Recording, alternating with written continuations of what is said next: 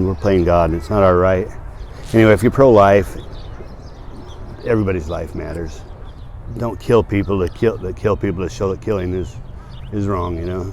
That is the argument many death penalty opponents make against the ultimate punishment for crimes committed. In South Carolina, the death penalty is back in the spotlight after lawmakers and the governor signed a new option into law, the firing squad. News 13's Samir Nefsi joins us now live with a look at a new era of capital punishment and why the state Supreme Court is involved. Yeah, Tammy, Holly, in May of 2021, South Carolina signed the firing squad into law after the state was essentially gridlocked, unable to get the necessary drugs needed for the lethal injection serum. However, death row inmates are now pleading with the state Supreme Court, calling it unconstitutional. Still haunts me. I mean, I don't think I'll ever get over it. In 2010, Randy Gardner's brother, Ronnie Lee Gardner, became the last name to join the list of inmates executed by firing squad in Utah. State-sanctioned murder, basically, but it was by our own government. The graphic photos of 4 bullets lodged in his brother's chest, unforgettable. And the holes in his chest were, when I first looked at it, it looked like a bowling ball with an extra hole in it. Ever since, Gardner has made it his mission to advocate against the death penalty, which brought him to South Carolina, where the firing squad became the newest option for execution. Yes, I don't understand why there people are allowing it to happen. This is modern times. This is not the Wild West days.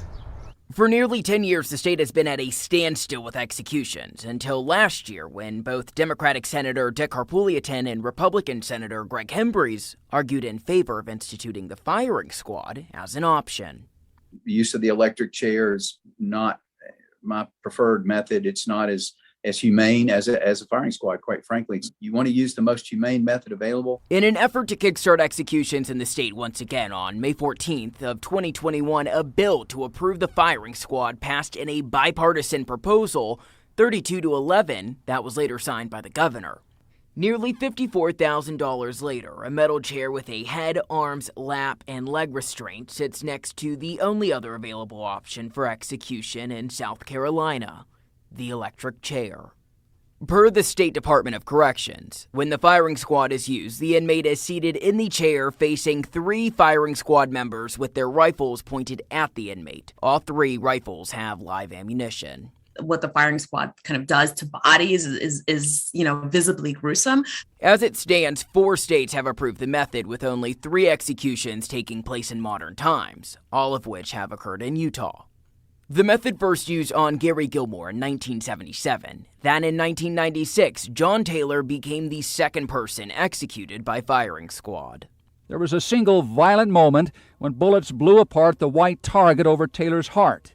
But if execution is to be done, this seemed as efficient and painless a method as any. And in 2010, Ronnie Lee Gardner marked the last firing squad execution. The method gained the attention of lawmakers in South Carolina after pharmaceutical companies essentially stopped selling states the drugs to create the serum used in lethal injection. Pfizer telling News 13 investigates, "We strongly object to the use of any of our products in the lethal injection process for capital punishment." Looking at the state's execution history, lethal injection became the state's primary method since 1985, with the lesser-used electric chair also as an option. Out of the 43 executions, 36 took place by lethal injection and 7 by electrocution. That according to the Death Penalty Information Center, a nonprofit based in Washington, D.C. However, a workaround for 14 states to get the drugs needed has been to create a shield law, according to a spokesperson for the South Carolina Department of Corrections. Other states have passed shield laws. We just have not been able to do that. The Department of Corrections telling us companies won't sell execution drugs to South Carolina until our state law is changed to shield their identities from anti-death penalty activists who have been very effective in chilling the sale of drugs to departments of corrections across the country.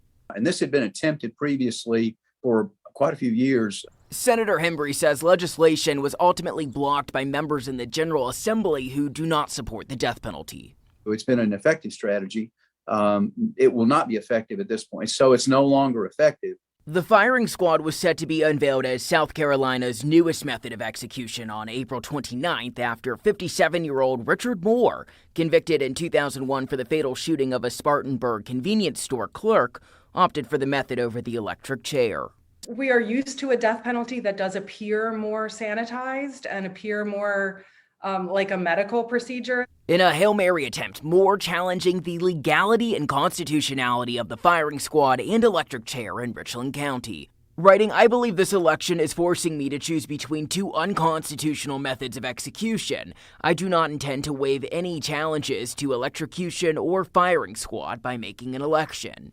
His statement bringing into question the Eighth Amendment, which states, "Excessive bail shall not be required, nor excessive fines imposed, nor cruel and unusual punishments inflicted." The Eighth Amendment is something that it's sort of bigger than any individual case. It's been a very subjective thing, deciding what constitutes cruel and unusual. And that's something that also changes over time. On April 20th, the state Supreme Court granting Moore a temporary stay on his execution. I do believe that the firing squad has been upheld, a constitutionally sound method of execution. I think it'll be ultimately upheld in courts. So what's next? Moore's legal team has asked for a stay for two reasons. One, to appeal his case to the U.S. Supreme Court. Second, to see how an ongoing lawsuit in Richland County challenging electrocution and firing squad, claiming both are unconstitutional methods, pans out. The state Supreme Court has not yet released further information on the stay, but has also issued a new temporary stay on a second execution that was planned. In studio, Samir Nafsi, News 13.